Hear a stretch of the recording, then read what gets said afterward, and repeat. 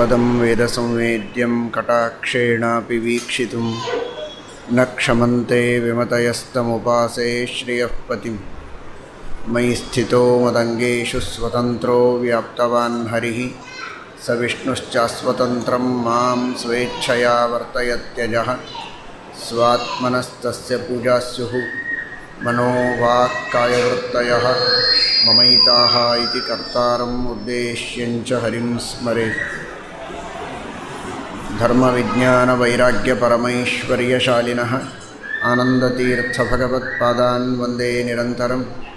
आनन्दतीर्थोपदिष्टो निधिर्नारायणः वयः प्रदर्शितो येन सम्यक् जयतीर्थं तमाश्रये। सत्याभिनवदुग्धाब्धे सञ्जातः सकलेष्टदः श्रीसत्यपूर्णतीर्थेन्दुः सन्तापान् हन्तु सन्ततं। सत्याभिज्ञकराब्जोत्थान् पञ्चाशद्वर्षपूजकान् सत्यप्रमोदतीर्थार्यान् नौमिन्यायसुधारतान्।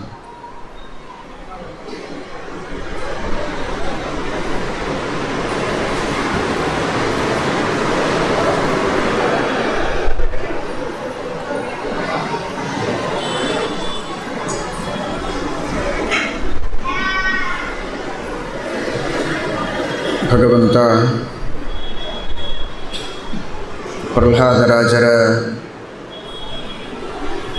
ಪ್ರಾರ್ಥನೆಗೆ ಅವರ ಮಾತನ್ನು ಸತ್ಯ ಮಾಡುವುದಕ್ಕಾಗಿ ನರಸಿಂಹ ರೂಪದಿಂದ ಅವತಾರ ಮಾಡಿದ ಅಂತ ನಾವೆಲ್ಲ ತಿಳಿದಿದ್ದೇವೆ. ಇದು ನರಸಿಂಹದೇವರ ಕ್ಷೇತ್ರ. ಗುಹೆಯಲ್ಲಿ ನರಸಿಂಹದೇವರ ಸನ್ನಿಧಾನ ಇದೆ. ಪರ್ವತದ ಮೇಲೆ ದೇವರಾಜರ ಸನ್ನಿಧಾನ, ಸರೋವರದಲ್ಲಿ ವರದರಾಜರ ಸನ್ನಿಧಾನ ಇದೆ. ಅಂತಹ ನರಸಿಂಹದೇವರು ಅವತಾರ ಮಾಡಿ ಎಲ್ಲ ಕಷ್ಟಗಳನ್ನು ದುಃಖಗಳನ್ನು ಭಕ್ತರಿಗೆ ಪರಿಹಾರ ಮಾಡುವುದಕ್ಕಾಗಿಯಂತೆ ಇವತ್ತಿಗೂ ಎಲ್ಲರ ಹೃದಯದಲ್ಲಿಯೂ ಇದ್ದಾರೆ, ಕ್ಷೇತ್ರಗಳಲ್ಲಿಯೂ ಸನ್ನಿಹಿತರಾಗಿದ್ದಾರೆ, ಸರ್ವತ್ರ ವ್ಯಾಪ್ತರಾಗಿದ್ದಾರೆ. ಅಂತಹ ನರಸಿಂಹದೇವರ ಅನುಗ್ರಹ ನಮ್ಮ ಮೇಲೆ ಆಗಬೇಕು. ಇವತ್ತಿಗೂ ನಮಗೆ ಬಂದ ಕಷ್ಟಗಳನ್ನು ಪರಿಹಾರ ಮಾಡುವುದಕ್ಕೆ ನರಸಿಂಹದೇವರು ಬರಬೇಕು. ಅಂದು ಪ್ರಹ್ಲಾದರಾಜರಿಗೆ ವಿಷದ ಬಾಧೆಯಾಗದಂತೆ, ಪರ್ವತದ ಮೇಲಿನಿಂದ ಕೆಳಗೆ ಹಾಕಿದಾಗಲೂ ಪೆಟ್ಟು ತಾಕದಂತೆ, ಆನೆಯ ಕಾಲು ತುಳಿತದಿಂದಲೂ ಸಾಯದಂತೆ, ನಾನಾ ವಿಧವಾದ ಶಸ್ತ್ರ ಅಸ್ತ್ರಗಳಿಂದಲೂ ಯಾವ ಛೇದ ಭೇದ ವೇದಗಳಾಗದಂತೆ ನರಸಿಂಹದೇವರು ಕಾಪಾಡಿದರಲ್ಲ, ಇವತ್ತು ನಮ್ಮನ್ನು ಯಾಕೆ ಕಾಪಾಡೋದಿಲ್ಲ? ಆ ತರಹದ ಅನೇಕ ಆಪತ್ತುಗಳು ವಿಪತ್ತುಗಳು ಬಂದಾಗ ನಮ್ಮನ್ನು ರಕ್ಷಣೆ ಮಾಡುವುದಕ್ಕೆ ನರಸಿಂಹದೇವರು ಯಾಕೆ ಬರುವುದಿಲ್ಲ ಅಂತ ನಮಗೆಲ್ಲ ಮನಸ್ಸಿನಲ್ಲಿ ಶಂಕೆ ಬರಬಹುದು. ಅದಕ್ಕೆ ಶ್ರೀಮದಾಚಾರ್ಯರು ತಿಳಿಸಿದ್ದು ವಾಸುದೇವಂ ನಿರಂಜನ. ಭಗವಂತ ಒಬ್ಬರಿಗೆ ರಕ್ಷಣೆ ಮಾಡುವುದಕ್ಕೆ ಒದಗಿ ಬಂದ, ಮತ್ತೊಬ್ಬರಿಗೆ ರಕ್ಷಣೆ ಮಾಡುವುದಕ್ಕೆ ಒದಗಿ ಬರಲಿಲ್ಲ. ಇದು ಭಗವಂತನಲ್ಲಿರುವ ಅಶಕ್ತಿ ಅಥವಾ ಔದಾಸೀನ್ಯ ಅಥವಾ ಪಕ್ಷಪಾತ. ಒಬ್ಬರನ್ನು ರಕ್ಷಣೆ ಮಾಡ್ತಾನೆ, ಅವರ ಮೇಲೆ ಪಕ್ಷಪಾತ. ಇನ್ನೊಬ್ಬರನ್ನು ರಕ್ಷಣೆ ಮಾಡಲಿಲ್ಲ, ಅವರ ದೃಷ್ಟಿಯಲ್ಲಿ ಅವನು ಕ್ರೂರ, ನಿರ್ದಯ ಅಂತಾದ. ಅಥವಾ ಒಮ್ಮೆ ಉತ್ಸಾಹ ಬಂತು, ರಕ್ಷಣೆ ಮಾಡಿಬಿಟ್ಟ, ಬೇಸರ ಬಂತು, ಔದಾಸೀನ್ಯದಿಂದ ಸುಮ್ಮನೆ ಇದ್ದ, ಏನಾದರಾಗಲಿ ಅಂತ. ಅಂತಹ ಭಗವಂತನಿಗೆ ಔದಾಸೀನ್ಯವೂ ಒಂದು ದೊಡ್ಡ ದೋಷವೇ ಅಲ್ಲ. ಇಲ್ಲ, ಶಕ್ತಿ ಇತ್ತು, ರಕ್ಷಣೆ ಮಾಡಿದ, ಈಗ ಶಕ್ತಿಗುಂದಿದೆ, ಆ ಶಕ್ತಿ ಆ ಉತ್ಸಾಹ ಇವತ್ತಿಗೆ ಉಳಿದಿಲ್ಲ ಅಂತ. ಅದು ಇನ್ನೂ ದೊಡ್ಡ ದೋಷ. ಹಾಗಾದರೆ ಯಾಕೆ ಭಗವಂತ ರಕ್ಷಣೆ ಮಾಡಿಲ್ಲ ಅಂತ?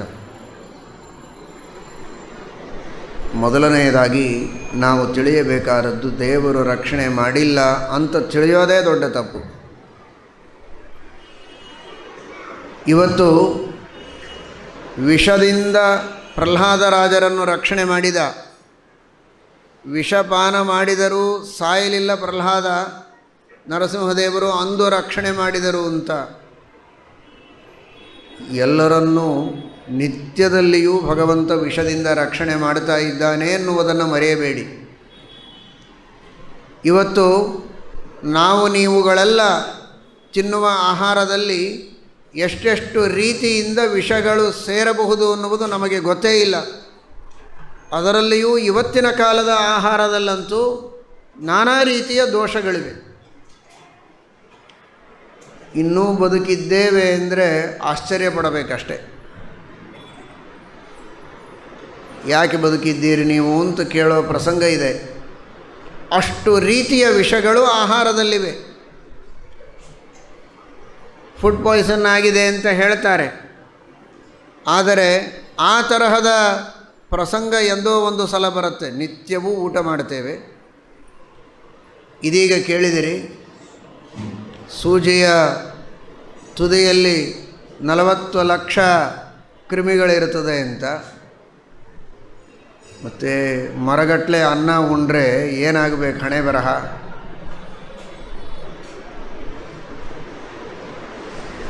ಆದರೆ ಬದುಕಿದ್ದೇವೆ ಸುಖವಾಗಿ.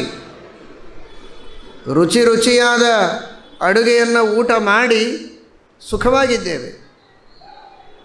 ಹಾಗಾದರೆ ಭಗವಂತ ಪೃಥ್ವಿಯಲ್ಲಿ, ಗಾಳಿಯಲ್ಲಿ, ನೀರಿನಲ್ಲಿ, ನಾನಾ ರೀತಿಯಲ್ಲಿ ನಮಗೆ ಬರುವಂತಹ ವಿಷ ಜಂತುಗಳು, ವಿಷಗಳು, ವಿವಿಧ ರೀತಿಯ ವನಸ್ಪತಿಗಳ ಮೂಲಕವಾಗಿ ಬರುವಂತಹ ನಾನಾ ವಿಧವಾದ ಮಾರಕವಾದಂತಹ ವಸ್ತುಗಳು, ರೋಗಾಣುಗಳು, ಅವುಗಳಿಂದ ನಮಗೆ ಬಾಧೆಯಾಗದಂತೆ ರಕ್ಷಣೆ ಮಾಡ್ತಾ ಇದ್ದಾನೆ ಅಂದರೆ ಅದೆಷ್ಟು ಬಾರಿ ದೇವರು ನಮ್ಮನ್ನು ರಕ್ಷಣೆ ಮಾಡಿದ್ದಾನೋ. ಪ್ರಹ್ಲಾದರಾಜರನ್ನು ವಿಷದಿಂದ ರಕ್ಷಣೆ ಮಾಡಿದ ಅಂತ ಒಂದು ಬಾರಿ ಹೇಳಿದರು. ಅದು ಕೇವಲ ಸಾಂಕೇತಿಕವಾದದ್ದು. ಅನಂತ ಜೀವರಾಶಿಗಳನ್ನು ಕೂಡ ಭಗವಂತ ಆ ತರಹದ ವಿಷದಿಂದ ರಕ್ಷಣೆ ಮಾಡಿದ್ದಾನೆ. ಆಹಾರದಲ್ಲಿರುವ ವಿಷ, ವಿಹಾರದೊಳಗೆ ವಾಯುವಿನ ಮೂಲಕವಾಗಿ ಬರುವಂತಹ ವಿಷ, ಇನ್ನು ಬೇರೆ ಬೇರೆ ರೀತಿಯ ವಿಷಗಳಿವೆ. ಯಾವುದು ಮಾರಕವೋ ಅದೆಲ್ಲ ವಿಷ. ಅಂತಹ ಮಾರಕವಾದ ಮಾನಸಿಕವಾದಂತಹ ವಿಷಗಳು ಎಷ್ಟಿವೆ ಅಂತ ಹೇಳಲಿಕ್ಕಾಗುವುದಿಲ್ಲ. ಕ್ರೋಧವೇ ಒಂದು ದೊಡ್ಡ ವಿಷ. ಭಾರೀ ಕ್ರೋಧ ಮನುಷ್ಯನಿಗೆ ಬಂದರೆ ಅವನ ಸ್ಥಿತಿ ಹೇಗಿರುತ್ತದೆ ನೋಡಿ. ಅವನ ದೇಹ ಸರಿಯಾಗಿ ನಿಲ್ಲಲಿಕ್ಕಾಗುವುದಿಲ್ಲ, ಬ್ಯಾಲೆನ್ಸ್ ಕಳೆದುಕೊಳ್ತಾನೆ, ಕುಸಿದು ಬೀಳುವ ಪ್ರಸಂಗ. ಸ್ವಲ್ಪ ಹೊತ್ತಿಗೆ ಮತ್ತೆ ಕ್ರೋಧ ಶಾಂತವಾಗ್ತದೆ, ಚೇತರಿಸಿಕೊಳ್ತಾನೆ, ಮತ್ತೆ ಸರಿಯಾದ ರೀತಿಯಲ್ಲಿ ತನ್ನ ಕಾರ್ಯದಲ್ಲಿ ಪ್ರವೃತ್ತನಾಗ್ತಾನೆ. ಆದರೆ ಒಂದು ವೇಳೆ ಆ ಕ್ರೋಧ ಹಾಗೇ ಮುಂದುವರೆದರೆ ಬದುಕೋದು ಸಾಧ್ಯ ಇಲ್ಲ. ಕ್ರೋಧಕೃತ, ಕೋಪ ಬರುವುದು ಮತ್ತೆ ಶಾಂತವಾಗುವುದು, ಇದೆಲ್ಲ ಭಗವಂತನ ವ್ಯಾಪಾರ ಅಂತ. ಹಾಗಾದರೆ ಆ ಕ್ರೋಧ ಅನ್ನೋದೇ ಒಂದು ಮಾನಸ ವಿಷ, ದುಃಖ ಅನ್ನೋದೇ ಒಂದು ದೊಡ್ಡ ಮಾನಸ ವಿಷ. ದುಃಖ ಬಂದಂತೆಯೇ ಉಳಿದು ಬಿಟ್ಟರೆ ಮನುಷ್ಯ ಬದುಕೋದು ಕಷ್ಟ. ದುಃಖ ಬರುತ್ತೆ ಮತ್ತೆ ಹೋಗ್ತದೆ, ಕ್ರೋಧ ಬರ್ತದೆ ಮತ್ತೆ ಹೋಗ್ತದೆ, ವಿಷ ಬರುತ್ತೆ ಮತ್ತೆ ವಿಷ ಪರಿಹಾರ ಆಗುತ್ತೆ. ಈ ರೀತಿ ಎಷ್ಟು ರೀತಿಯಿಂದ ನಮ್ಮ ವಿಷಗಳನ್ನು ದೇವರು ಕಳೀತಾನೆ ಅಂತ ನಮಗೆ ಲೆಕ್ಕ ಇಲ್ಲ. ಭಾರೀ ಸುಖ ನಮಗಾಗಿರತ್ತೆ. ಎಷ್ಟೋ ಕೋಟಿ ರೂಪಾಯಿಗಳು ಇವನಿಗೆ ಬರುತ್ತೆ ಅಂತನ್ನೋ ಹಾಗೆ ಇರುತ್ತೆ. ಇದ್ದಕ್ಕಿದ್ದ ಹಾಗೆ ತಪ್ಪಿ ಹೋಗ್ತದೆ. ಕೈಗೆ ಬಂದ ತುತ್ತು ಬಾಯಿಗೆ ಬಂದಿಲ್ಲ ಅನ್ನೋ ಹಾಗೆ ಆಗ್ತದೆ. ಅಂದರೆ ಏನಾಯಿತು ಗೊತ್ತಾ? ಪರ್ವತದ ಮೇಲಿನಿಂದ ಕೆಳಗೆ ಹಾಕಿದ ಹಾಗೆ ಆಯ್ತು ಇವನಿಗೆ. ಅಷ್ಟು ಮೇಲೆ ಏರಿದ್ದ, ಭಾರೀ ಸುಖವಾಗುತ್ತೆ ಅಂತನ್ನುವ ಆ ಸುಖದ ಬೆಟ್ಟದ ತುಟ್ಟ ತುದಿಯಲ್ಲಿ ಏರಿದ ವ್ಯಕ್ತಿಗೆ ಇದ್ದಕ್ಕಿದ್ದ ಹಾಗೆ ನಿನಗೆ ಬರೋದಿಲ್ಲ ಅಂದರೆ ಪಾತಾಳವೇ. ಆದರೆ ಮತ್ತೆ ಎದ್ದು ಬರ್ತಾನೆ, ಆಯ್ತು ಬಿಡು ನನಗೆ ಇದ್ದಷ್ಟು ಸಿಗಲಿ ಇಂಥ ನೌಕರಿ ಆದರೂ ಮಾಡ್ಕೊಂಡು ಬದುಕೋಣ ಅಂತಾನೆ, ಬಂದದ್ದರಲ್ಲಿ ತೃಪ್ತಿಯಿಂದಿರೋಣ ಅಂತಾನೆ, ಬದುಕ್ತಾನೆ. ಅಂದರೆ ನರಸಿಂಹದೇವರು ಬೆಟ್ಟದ ಮೇಲಿನಿಂದ ಬಿದ್ದರೂ ಇವನನ್ನು ಸಾಯದಂತೆ ಮತ್ತೆ ಬದುಕಿಸಿ ಜೀವನಕ್ಕೆ ಮುಂದಾಗುವಂತೆ ಮಾಡಿದರು ಅಂತ ಅರ್ಥ. ಅವತ್ತು ಮಾಡಿದರು, ನಮಗೇನು ರಕ್ಷಣೆ ಮಾಡಿಲ್ಲ ದೇವರು ಅಂತ ತಿಳ್ಕೋಬೇಡಿ. ಇಂತಹ ಪ್ರಸಂಗಗಳು ಎಷ್ಟು. ಅದು ಆನಂದದ ಬೆಟ್ಟವೂ ಆಗಿರ್ಬೋದು, ಇನ್ಯಾವುದೋ ಅಹಂಕಾರದ ಬೆಟ್ಟವೂ ಆಗಿರ್ಬೋದು. ಇಂತಹ ಪ್ರಸಂಗಗಳು ಅನೇಕ.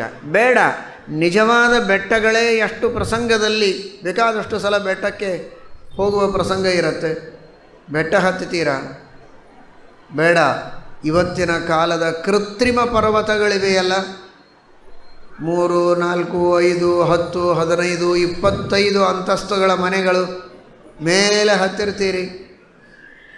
ಎಷ್ಟು ಸಂದರ್ಭದಲ್ಲಿ ಕೆಲವೊಮ್ಮೆ ಹೀಗೆ ನಡೀತಾ ಇರುವಾಗ ಚಕ್ರ ಬಂದು ಬೀಳ್ತಾನೆ ಮನುಷ್ಯ. ಇದೇ ಚಕ್ರ ಅಲ್ಲಿ ಬಂದರೆ ಏನಾಗತ್ತೆ? ಅಂತಹ ಪ್ರಸಂಗಗಳಲ್ಲಿ ದಾಟಿ ನಾವು ಕೆಳಗಿಳಿದು ಬರ್ತೇವೆ ಅಂದರೆ ಬೆಟ್ಟದ ಮೇಲಿನಿಂದ ಬೀಳದಂತೆ ದೇವರು ನಮ್ಮನ್ನು ರಕ್ಷಣೆ ಮಾಡಿದ್ದಾನೆ ಅಂತ ಅರ್ಥ. ಇಂತಹ ಪ್ರಸಂಗಗಳು ಬೇಕಾದಷ್ಟು. ನೀವು ಟ್ರೇನ್ ಹತ್ತುವಾಗ ಎಷ್ಟೋ ಸಂದರ್ಭದಲ್ಲಿ ಏನೋ ಮೆಟ್ಲ ಹತ್ತಬೇಕು ಅಂತೀರಿ, ಕಾಲು ತಪ್ಪಿ ಎಲ್ಲೋ ಇಡ್ತೀರಿ, ಕೆಳಗೆ ಬಿದ್ದು ಬಿಡ್ತೀರಿ. ನಾನು ನೋಡಲೇ ಇಲ್ಲ, ಎಲ್ಲೋ ಲಕ್ಷ್ಯ ಇತ್ತು, ಮೆಟ್ಲದ ಮೇಲೆ ಇಡೋದು ಒಂಚೂರು ಹಿಂದೆ ಆಯಿತು, ಬಿದ್ದೆ ಅಂತ. ಸರಿ, ಮನೆಯೊಳಗೆ ಬಿದ್ದಿರಿ, ಮತ್ತು ಎದ್ರಿ, ಇನ್ನೊಬ್ಬರನ್ನ ಗೂದಿದ್ರಿ, ಒದ್ರಿ, ಏನೇನೋ ಆಯಿತು. ಆದರೆ ಅದೇ ಟ್ರೇನ್ ಹತ್ತುವಾಗ ಒಂದು ಹೆಜ್ಜೆ ಹಿಂದೆ ಇಟ್ಟರೆ ಆಗೋದು ಎಲ್ಲಿ? ಅನಾಹುತ, ಕೆಳಗೆ ಬೀಳೋದಲ್ಲ. ಆದರೆ ಆ ತರಹದ ಪ್ರಸಂಗಗಳಾಗದಂತೆ ದೇವರು ನಮ್ಮನ್ನು ರಕ್ಷಣೆ ಮಾಡುವುದು ಜೀವನದೊಳಗೆ ಒಂದು ಬಾರಿ ಅಲ್ಲ, ಸಾವಿರ ಸಾವಿರ ಸಾವಿರ ಬಾರಿ. ಆದರೆ ಅದು ನಮಗೆ ಗೊತ್ತಿಲ್ಲ, ಅದನ್ನು ನಾವು ದೇವರ ಅನುಗ್ರಹ ಅಂತ ಭಾವಿಸೋದಿಲ್ಲ. ನಾನು ನನ್ನದು ಅನ್ನುವ ಅಹಂಕಾರದೊಳಗೆ ಮೆರೆಯುತ್ತೇನೆ, ದೇವರನ್ನು ಮರೀತೇನೆ ಅನ್ನೋದಕ್ಕೆ ದೇವರು ನಮ್ಮನ್ನು ಮುರಿತಾನೆ. ಆ ರೀತಿ ದೇವರು ಮುರಿಯದಂತೆ ಇರಿಯದಂತೆ ನಮ್ಮ ಮೇಲೆ ಯಾವಾಗಲೂ ಹಿರಿ ಹಿರಿ ಹಿಗ್ಗುವಂತೆ ಆಗಬೇಕು ಅಂದರೆ ಆ ಭಗವಂತನ ಕಾರುಣ್ಯದ ಚಿಂತನ ನಮ್ಮಲ್ಲಿರಬೇಕು. ಪ್ರಹ್ಲಾದರಾಜರು ಅದನ್ನು ಮಾಡಿದರು.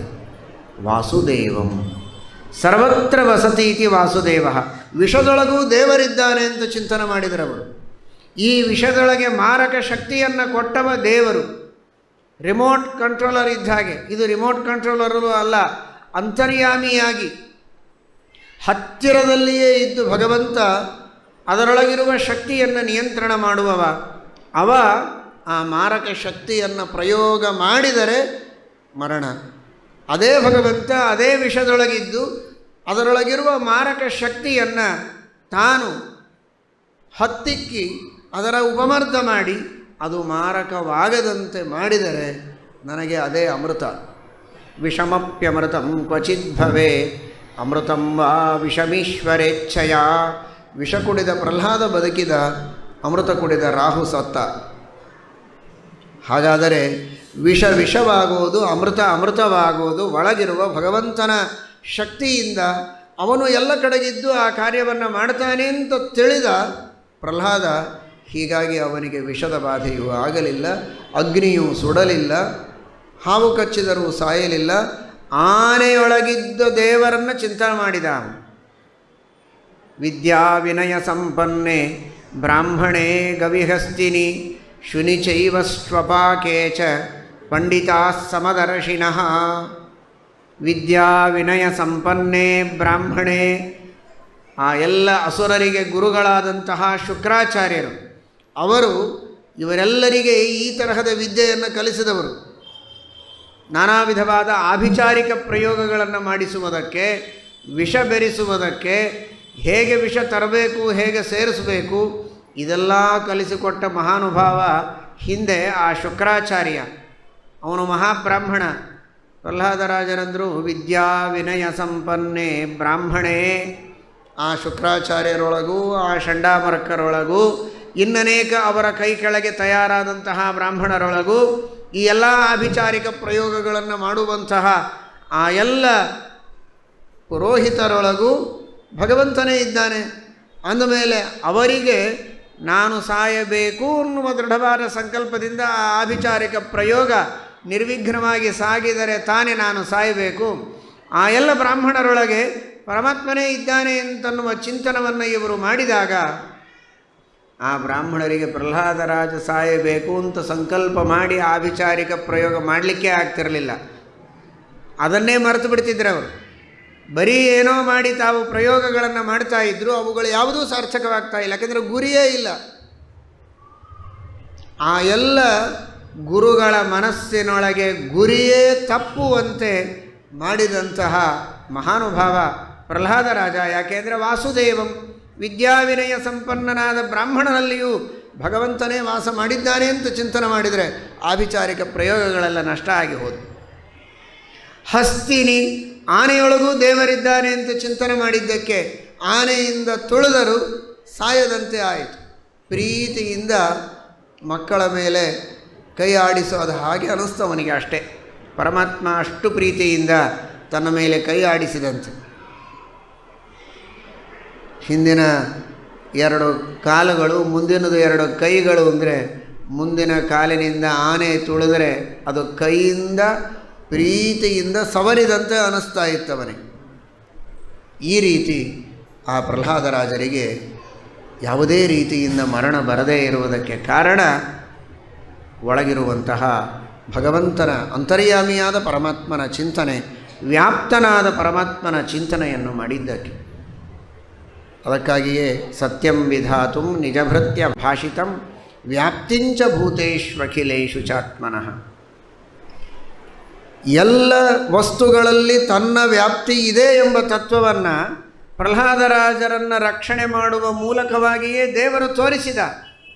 ಆದರೆ ಈ ರಹಸ್ಯ ಜನರಿಗೆ ತಿಳಿಯಲಿ ಅನ್ನೋದಕ್ಕೆ ಸ್ತಂಭದಿಂದ ಪ್ರಾದುರ್ಭೂತನಾದ ಪ್ರಹ್ಲಾದರಾಜರು ಪರಮಾತ್ಮನನ್ನು ವಾಸುದೇವ ಸರ್ವತ್ರ ವಾಸ ಮಾಡುವ ವ್ಯಾಪ್ತ ದೇವ ಅಂತ ಚಿಂತನ ಮಾಡಿದ್ದಕ್ಕೇನೆ ರಕ್ಷಣೆ ಮಾಡಿದ್ದು. ಆದರೆ ಯಾಕೆ ರಕ್ಷಣೆ ಮಾಡಿದ ಅಂತ ಜನರಿಗೆ ಗೊತ್ತಾಗಲಿಲ್ಲ. ಅವನು ವ್ಯಾಪ್ತಿಯ ಚಿಂತನ ಮಾಡಿದ್ದಕ್ಕೆ ಅವನನ್ನು ರಕ್ಷಣೆ ಮಾಡಿದ್ದು.